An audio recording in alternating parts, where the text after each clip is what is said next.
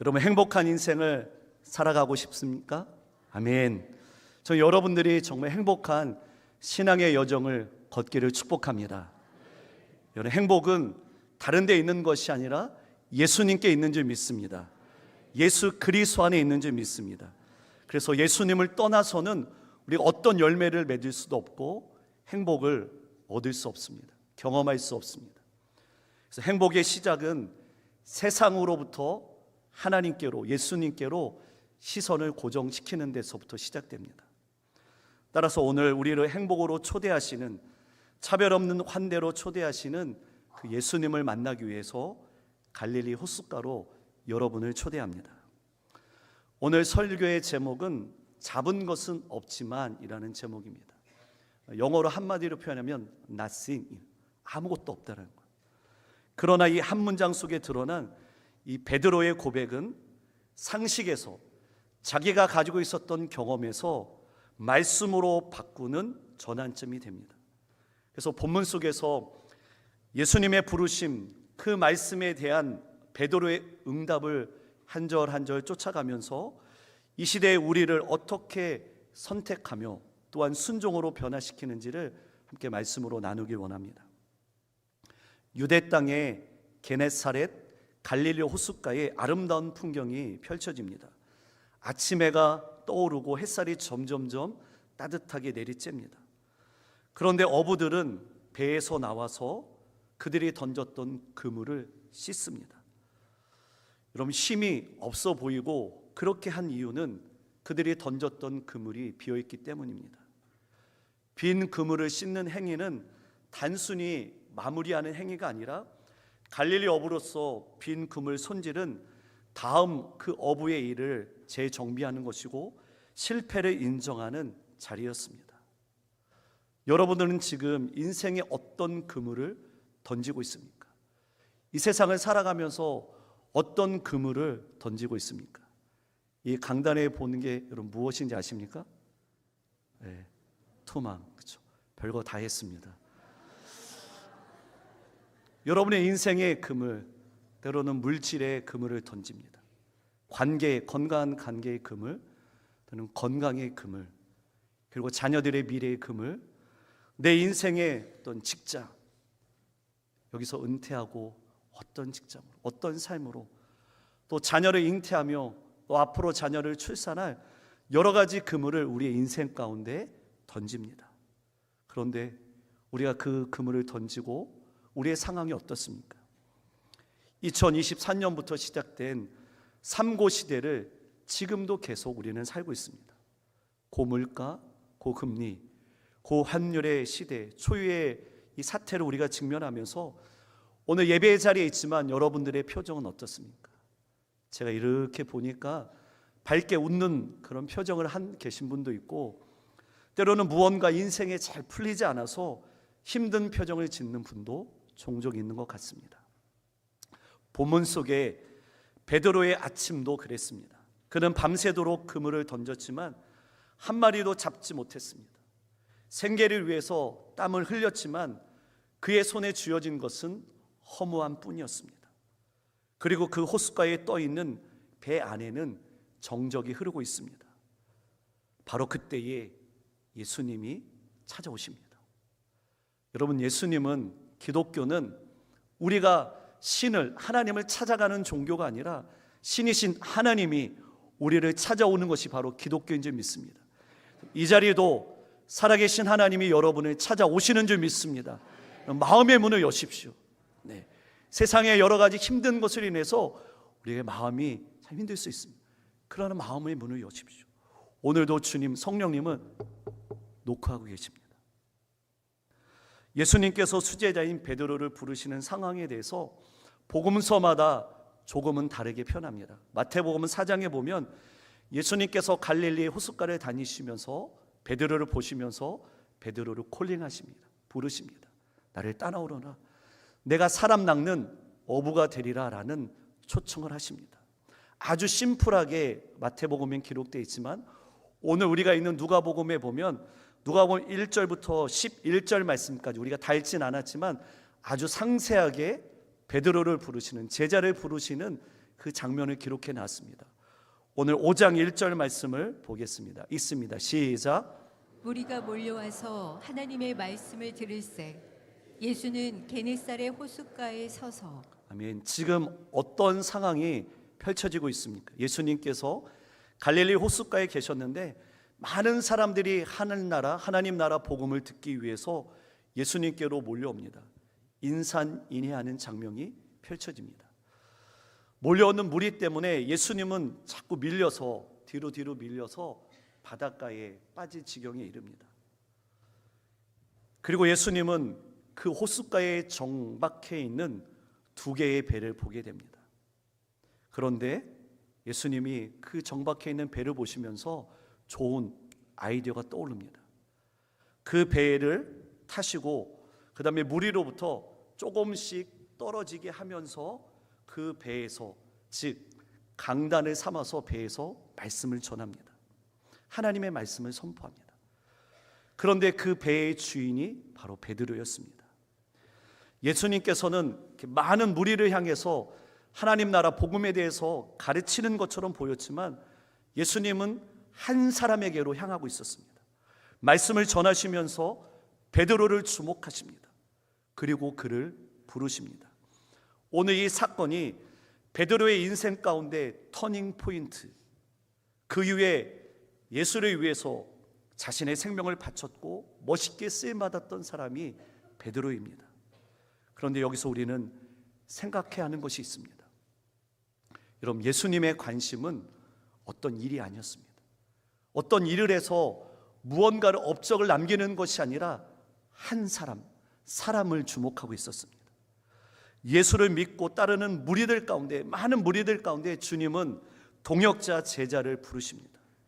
그래서 예수님의 공생의 시작부터 이후 사역을 마치면서 예수님께서 남겨놓은 것은 건물이 아니었습니다. 책이 아니었습니다. 어떤 시스템이 아니었습니다. 12명의 제자가 예수님은 전부였습니다. 그런데 놀랍게도 그 12명이 세상을 변화시킨 줄 믿습니다. 여러분 교회도 많은 사역을 우리가 하고 있습니다. 국률의 사역도 하고 영혼구원의 사역도 하고 그리고 다음 세대를 살리는 교육합니다. 그런데 우리가 앞으로 중요한 사역 가운데 하나가 있다면 사람을 키우는 사역이 중요한 줄 믿습니다. 다음 세대를 세워야 됩니다. 우리의 자녀들이 정말 세계적인 인물이 되기 위해서 우리의 마음도 쏟고 기도도 쏟고, 아멘, 우리의 물질도 쏟으면서 여러분의 교회 출신 가운데 정말 세계적인 인물이 나오기를 축복합니다. 이처럼 예수님의 관심은 사람에게 있었습니다. 이후에 이 12명의 제자를 통해서 초대교회가 세워지고 유대 지역을 뛰어넘어 복음이 전 세계로 퍼져갔습니다. 그리고 교회를 세웠습니다. 여러분, 이처럼 교회는 건물 전부가 아닙니다. 교회는 사람입니다. 하나님의 구원의 역사를 경험했던 사람, 하나님의 영으로 충만한 사람, 인생의 광야에서 예수님을 인격적으로 만난 사람, 기도와 말씀으로 훈련받은 사람이 모인 곳이 교회인 줄 믿습니다. 또한 예수님께서 자발적으로 이동하셨던 것처럼 연약하고 깨어진 그 사람의 삶으로 찾아가서 그들과 함께 국률한 마음으로 삶을 살아갔던 그 사람들이 모인 곳이 교회인 줄 믿습니다. 그것이 처치입니다. 그것이 에클레시입니다. 바로 그런 교회가 여러분의 교회가 되기를 축복합니다. 이제 베드로를 부르시는 장면 가운데 핵심적인 이야기가 전개되는데 그것이 2절과 3절 말씀에 이렇게 기록되어 있습니다. 2절과 3절 말씀입니다. 시작. 호숫가에 배 두 척이 있는 것을 보시니 어부들은 배에서 나와서 그물을 싣는지라. 예수께서 한 배에 오르시니 그 배는 시몬의 배라. 육지에서 조금 떼기를 청하시고 앉으사 배에서 무리를 가르치시더니. 아멘. 우리는 쉽게 생각하면 오늘 이 장면에서 베드로는 예수님을 처음 본 것처럼 생각할 수 있습니다. 그러나 시몬은 예수님을 처음 만난 것이 아닙니다. 누가복음 4장에 보면 예수님은 이미 시몬의 장모를 고쳐주셨습니다. 그 시몬의 집에 오신 적이 있습니다. 아직 예수님을 따르는 제자로 부름 받기 전이었습니다. 그러나 예수님의 명성은 이미 널리 퍼져 있었습니다. 가버나움에서 귀신 들린 자를 쫓아냈고 자기 집에 오셔서 장모인 그 장모님을 고쳐줬던 사건을 통해서 베드로는 예수님이 누구신가를 분명히 알았습니다. 깊은 인상을 갖고 있었습니다. 그런데 말씀을 가르치던 예수님께서 그 베드로에게 명령하십니다. 그것이 4절 후반절 말씀에 보면 깊은 데로 가서 그물을 내려라, 깊은 데로 가서 그물을 던져라 라고 이야기합니다. 빈 그물로 왔던 그에게 깊은 데로 가라라고 말씀합니다. 여러분 한번 생각해 보십시오. 만약에 여러분 삶 가운데 아무것도, 내가 열심히 일했는데 아무것도 얻지 못하고 때로는 하루를 열심히 일하면서 힘들고 지쳤는데 여러분 같으면은 어떻게 반응하시겠습니까? 우리가 잘 알고 있듯이 베드로의 성격은 그냥 성격이 아닙니다. 불같은 성격을 가지고 있습니다. 한국 사람처럼, 그렇죠? 고추도 먹지 않는데 불같은 성격을 베드로는 갖고 있었습니다. 밤새 고기를 잡느라 그는 힘들었고 지쳤고 짜증도 막 이 마음속에서 막 올라오고 있었습니다. 게다가 고기를 못 잡은 그 마음이 불편한 상태 가운데 있었습니다. 이런 상황 가운데 예수님은 그 베드로에게 명령하십니다. 깊은 데로 가서 그물을 내려라. 여러분, 베드로는 전문 어부로서 고기를 잡는 데에 수많은 경험과 노하우를 갖고 있습니다. 더욱이 깊은 데로 가서 고기를 잡으라는 이 예수님의 명령, 당시의 어부들로서 그 어부들이 갖고 있었던 상식으로는 도저히 이해할 수 없는 명령이었습니다. 누구보다도 갈릴리 바닷가의 상황을 잘 알고 있었습니다. 고기를 잡는 그 좋은 때와 시기, 낮의 깊은 바다가 아니라 밤의 바다라는 것을 어떤 누구보다도 잘 알고 있었습니다. 그러니 전문 어부인 베드로에게 지금 예수님께서 말씀하신 그 명령, 얼마나 무지한 말처럼 하찮고 우습게 들렸겠습니까? 그런데 여기에 중요합니다. 그럼에도 불구하고 베드로는 예수님의 그 요청에 응답하며 순종합니다. 5절 말씀을 보십시오. 5절 말씀이 있습니다. 시작. 선생님, 우리들이 밤이 새도록 수고하였으되 잡은 것이 없지만은 말씀에 의지하여 내가 그물을 내리리이다. 아멘. 선생님, 우리가 밤새도록 내 전문 지식을 가지고 그물을 던졌지만 아무것도 잡지 못했습니다. 잡은 것은 없지만 말씀에 의지해서 다시 그물을 내리겠습니다 라고 이야기합니다. 그럴 때에 베드로는 예수님의 영적인 그 권위에 압도되기 시작합니다. 예수님 눈빛에서 나오는 거부할 수는 없는 무언가를 느끼고 그리고 그것을 보게 됩니다. 예수님의 눈빛에서 압도당합니다.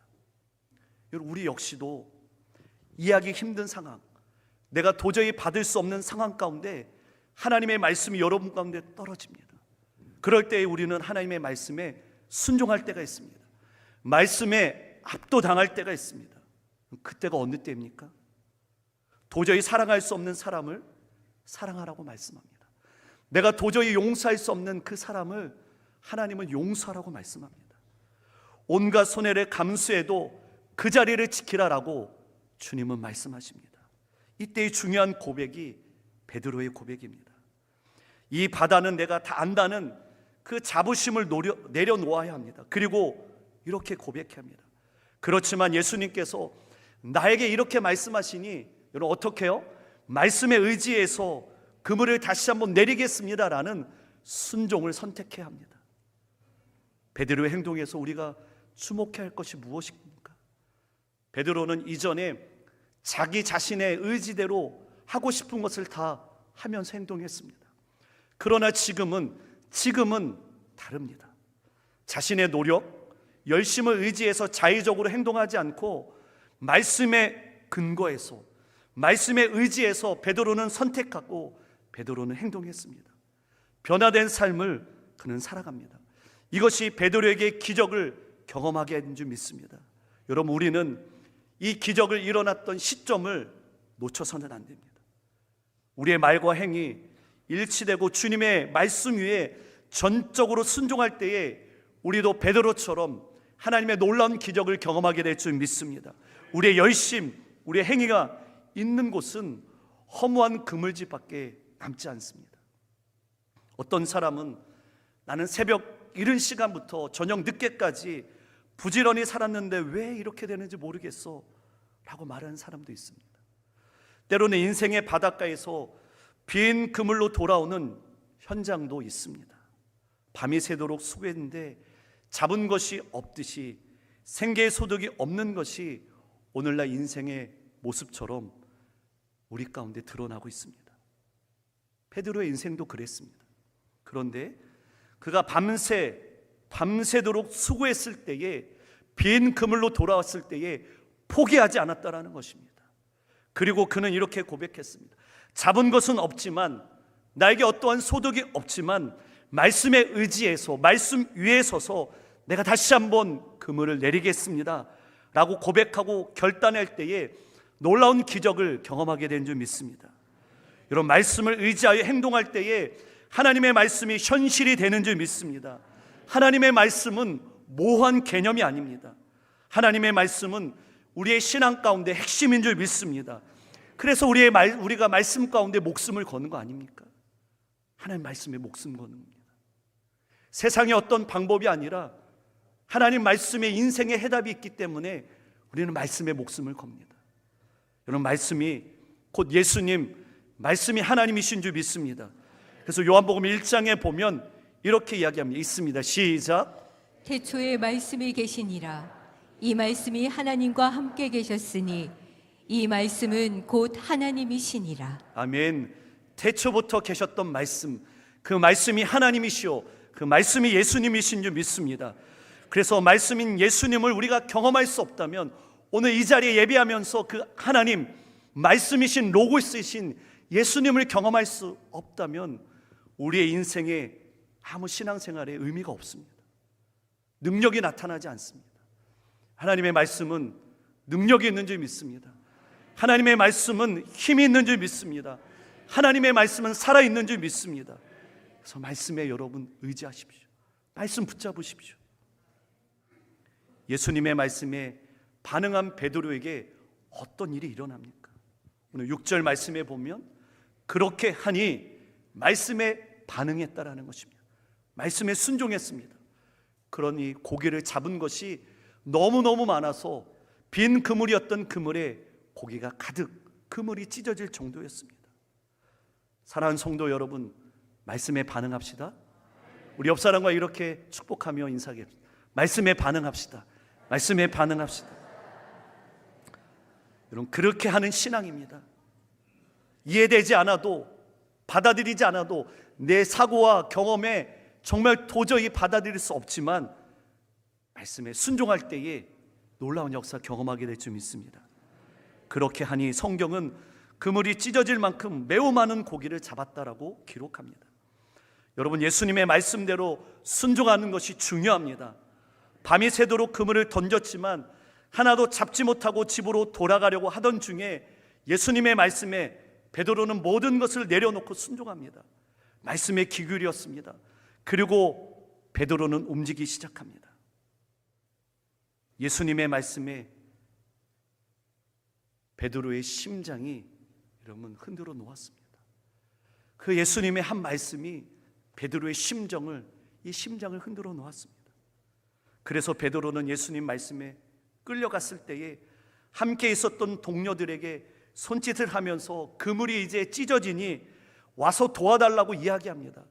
전에는 빈 그물이었을 때 얼마나 허탈했습니까? 그러나 생각해 보십시오.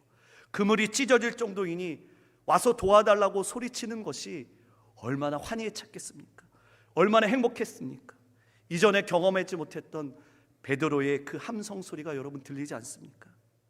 결국 두 배에 채우며 배가 잠기도록 그 그물에 고기가 잡혔다라고 성경은 기록합니다. 저는 여러분들을 주님의 이름으로 축복합니다. 지금도 살아 역사하시는 하나님의 말씀이 여러분 심령 가운데 거하기를 소원합니다. 천지를 창조하신 하나님의 말씀의 능력이 여러분 삶 가운데 있다면 사람으로 할 수 없지만, 여러분의 힘으로 할 수 없지만 하나님만이 하실 수 있는 줄 믿습니다. 불가능한 일이 가능케 되는 줄 믿습니다. 여러분 보십시오. 그런데 우리는 영적인 세계를 살고 있습니다. 사단은 깊은 데로 가서 말씀을 의지하여 그 그물을 내린다면 너가 어떤 일이 일어나겠어? 아무 일도 일어나지 않아. 전에도 그랬잖아.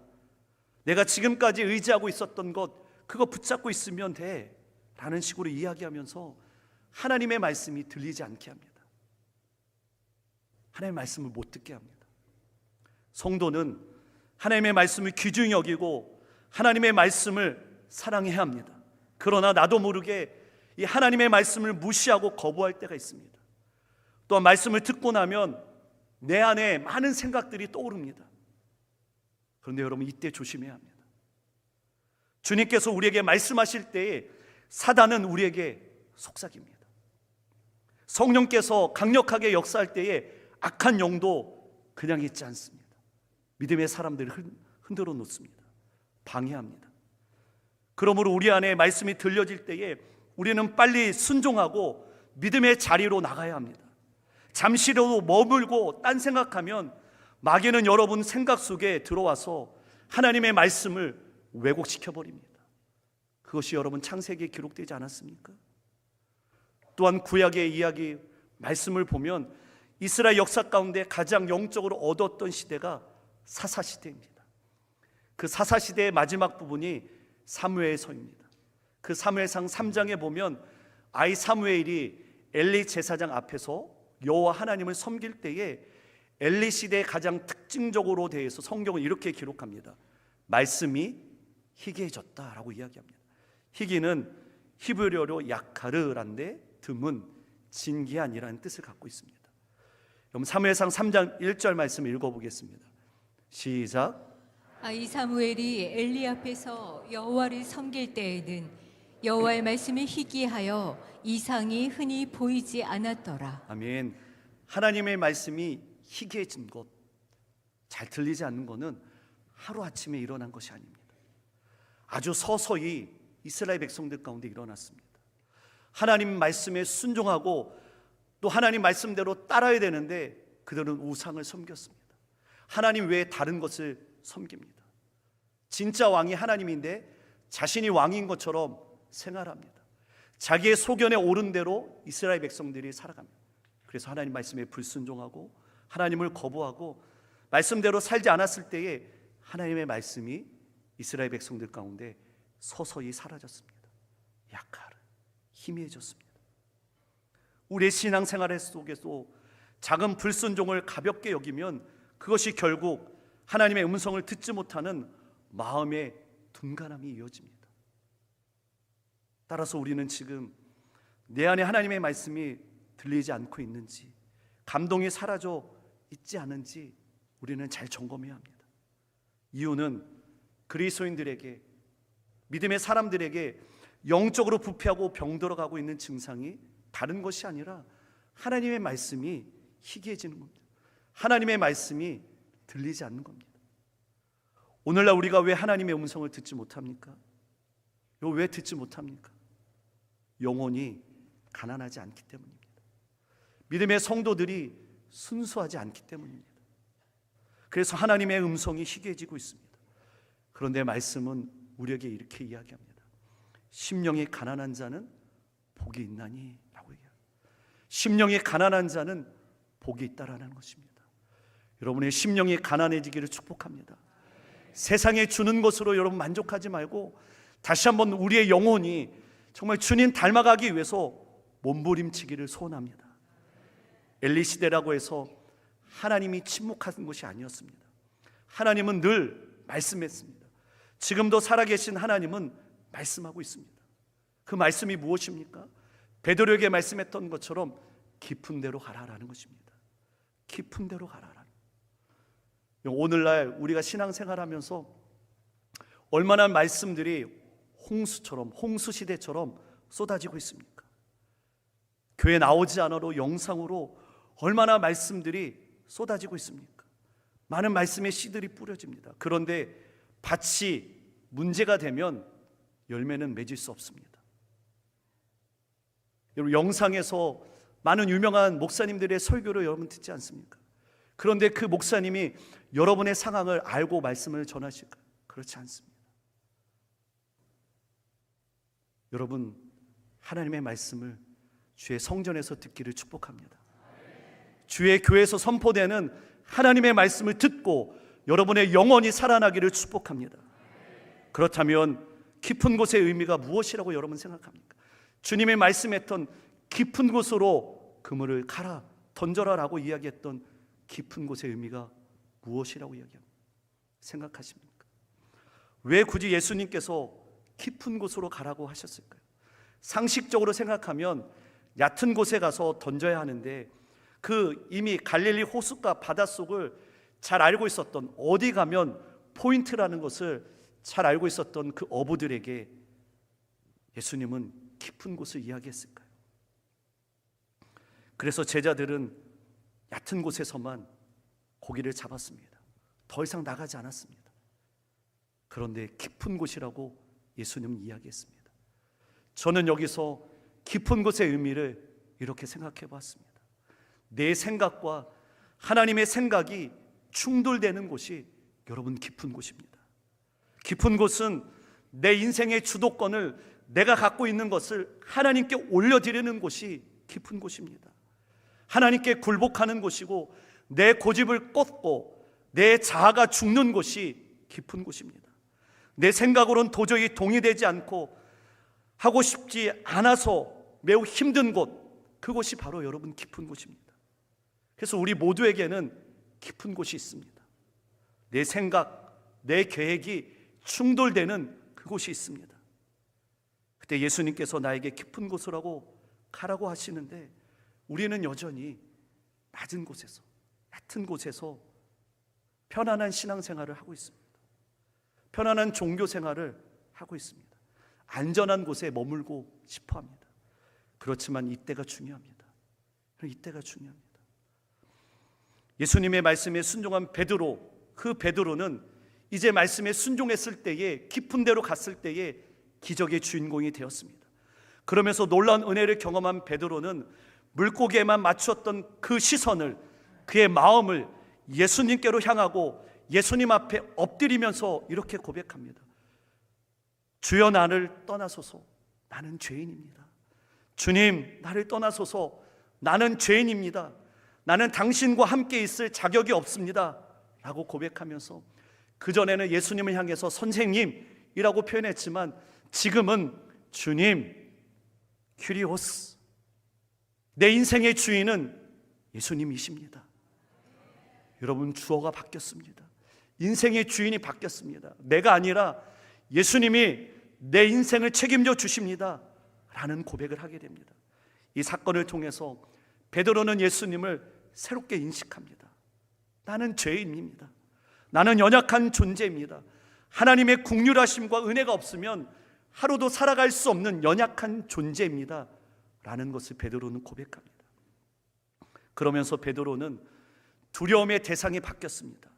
이전에 밤새도록 수고했으나 물고기를 한 마리도 잡지 못하고 빈 그물로 돌았던 그 상황이, 인생에서 아무것도 얻을 수 없었던 그 상황이 베드로에게는 두려움이었습니다.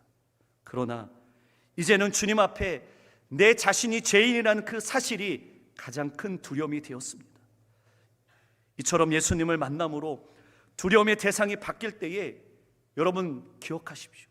성도는 생계의 문제에서 자유케 되는 줄 믿습니다. 그리고 무릎을 꿇고 베드로는 예수님의 그 사명을 허락받습니다. 그것이 10절 말씀인데, 예수께서 시몬에게 이르시되 무서워하지 말라, 무서워하지 말라, 이제 후로는 내가 사람을 취하리라 라고 말씀합니다. 어부였던 베드로, 예수님을 따르는 제자가 됩니다. 예수님은 밤새도록 고기 잡기에서 수고한 삶을 청산하고 나를 따라오너라, 사람 낚는 어부가 되리라 라고 말씀합니다. 그 부르심을 따라갔을 때에 베드로의 인생 가운데 어떤 일이 펼쳐질지 알 수 없었지만, 두려움은 있었지만, 베드로는 그와 함께 있었던 많은 사람들과 자신이 갖고 있었던 모든 것을 내어버리고 예수님을 따라갔다라고 성경은 마무리합니다. 사랑하는 성도 여러분, 저는 여러분에게 이렇게 질문하고 싶습니다. 여러분 인생의 배에 누가 주인이십니까? 처음 베드로의 배에 자기 자신이 주인이었습니다. 자기가 주인이었습니다. 주님은 배 밖에 있었습니다. 배 안의 기준은 오직 내 경험, 내가 갖고 있었던 지식이었습니다. 그러나 예수님이 그 배에 오르는 순간 주인이 바뀝니다. 인생의 모든 통제권을 예수님께 넘겼습니다. 그리고 예수님이 그 배의 주인이 되었을 때에 하나님의 임재로 가득 채워 있었다는 것을 우리는 보게 됩니다. 우리도 마찬가지입니다. 만선을 꿈꾸며 지식과 기술을 다 동원하면서 인생을 우리가 살고 있지만 지금 손에 남은 것이 텅 빈 그물일 때가 여러분 종종 있습니다. 바로 이때에 그 자리, 빈 그물일 때에 주님이 찾아오시면서 말씀합니다. 사랑하는 성도야, 깊은 데로 가라. 깊은 데로 가서 그물을 내리라 라고 이야기합니다. 여러분, 그 말씀에 순종할 때에 하나님의 말씀이 능력이 되는 줄 믿습니다. 여러분의 다시 일으키시는 놀라운 은혜와 은총을 경험하게 될 줄 믿습니다.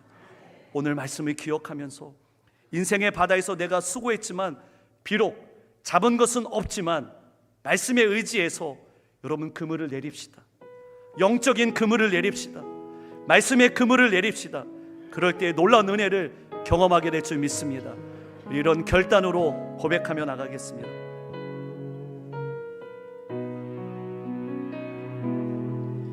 날이 저물어 갈 때, 빈들에서 걸을 때, 그때가 하나님의 때. 내 힘으로 안 될 때, 내 힘으로 안 될 때, 빈손으로 걸을 때, 빈손으로 걸을 때, 내가 고백해 여호와 이래. 우리 모인 이곳에, 우리 모인 이곳에 주님 함께 하십니다. 주님 함께 계시네.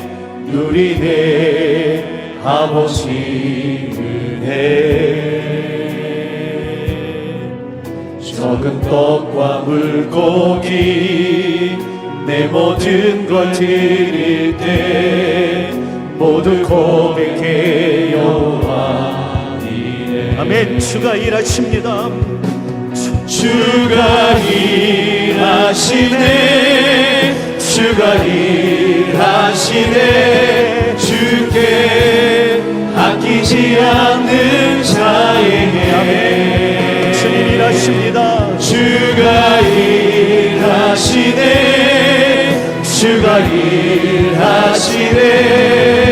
신뢰하며 걷는 자에게 주가 일하시네. 주가 일하시네. 주가 일하시네.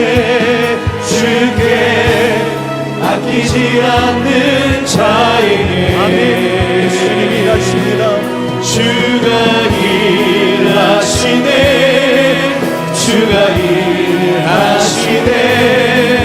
신뢰하며 걷는 자에게 주의 말씀 의지하여, 주의 말씀 의지하여 깊은 곳에 금을 던져 오늘 그가 놀라운 일을 이루시는 것 보라. 주의 말씀 의지하여 믿음으로 금을 던져 믿는 자에게 득시 우리 오른손을 들며 주의 말씀 의지하여 나가겠습니다. 주의 말씀 의지하여 깊은 곳에 금을 던져 오늘 그가 놀라운 일을 이루시는 것 보라. 주의 말씀 의지하여 믿음으로 금을 던져 믿는 자에게 능치 못한